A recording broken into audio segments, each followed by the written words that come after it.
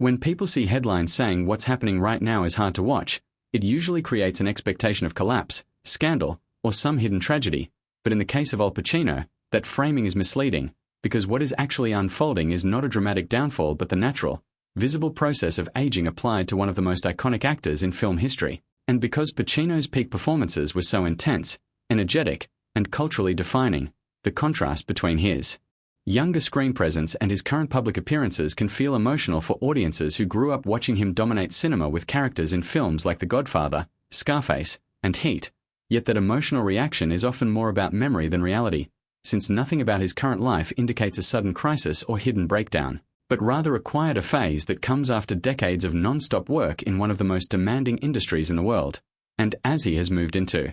his 80s, his lifestyle has naturally shifted away from constant filming and public exposure toward more selective projects and a slower pace that prioritizes personal comfort and artistic interest rather than maintaining the intensity of earlier years, which is something many veteran actors experience but becomes more noticeable in someone whose career has been as high profile as his. Because when a person has been a dominant cultural figure for more than half a century, even small changes in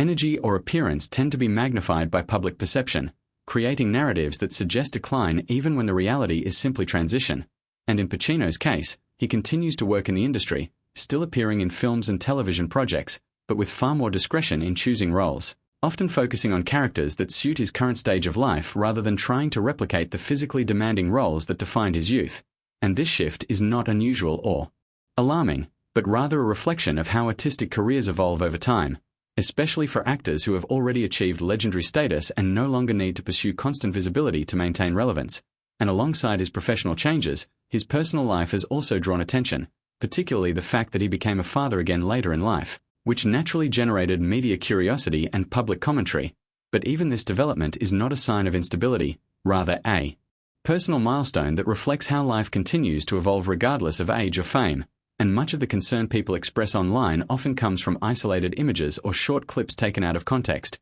where aging features or slower movements are compared directly to a younger version of himself, creating an impression of decline that ignores the simple reality that aging affects everyone, regardless of status or accomplishment. And in Pacino's case, there is also a long-standing history of him speaking about his relationship with fame, privacy, and creative freedom, often emphasizing that he chooses roles based on interest rather than necessity, which helps explain why his appearances have become less frequent without suggesting any underlying problem. And this kind of selective engagement with work is common among actors who have already built substantial legacies and prefer to focus on meaningful projects rather than constant output. So when headlines suggest that something difficult is happening, they are often amplifying a normal life stage into something more dramatic than it actually is, because audiences are emotionally attached to the image of Pacino as a younger, more explosive performer, and that attachment makes any visible change feel more significant than it truly is. But the reality is that he is simply in a different chapter of life, one defined by experience, reflection,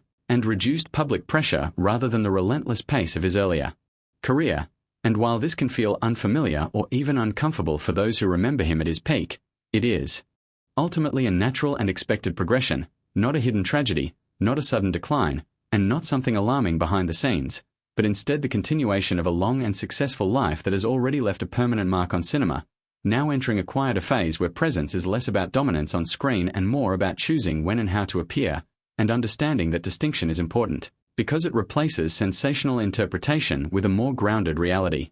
Al Pacino is not going through something hard to watch, he is simply aging, adapting, and continuing his life in a way that reflects both his legacy and his current stage, just like anyone else who has lived long enough to move beyond their most publicly intense years.